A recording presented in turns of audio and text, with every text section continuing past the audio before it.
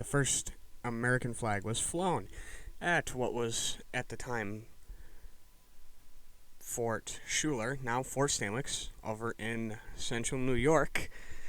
And it was the first time since the congressional resolution on June 14th, 1777, that the 13-star flag was flown after a battle. It would not be flown in a battle until early October of that year, but this was the first time the flag was flown at all. It would come in a pivotal battle where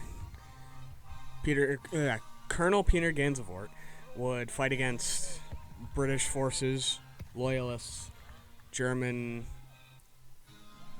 mercenaries, and Native Americans, all under the command of British Brigadier General Barry St. Ledger.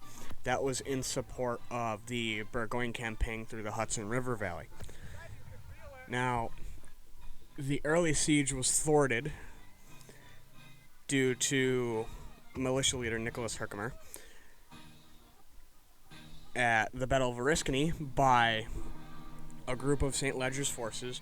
This gave the fort's garrison some open time and space to go raid empty Indian and Loyalist camps, which would later lead to the Native Americans departing in droves. And that would take a hit to their supplies, a very big hit.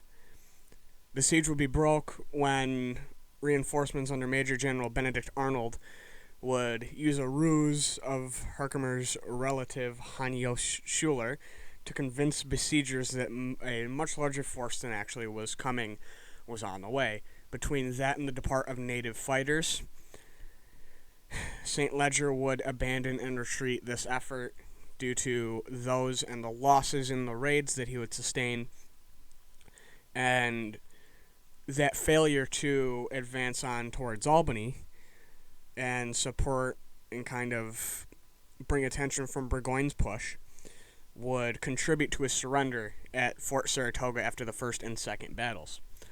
Now, the flag that was flown would be produced partially from cut up things by the soldiers. I wasn't necessarily going to say uniforms. It could have partially been uniforms to make the flag. And while the resolution was not signed by Congress until September 3rd, it was printed in the newspapers beforehand, so this technically was flown before it was officially the flag.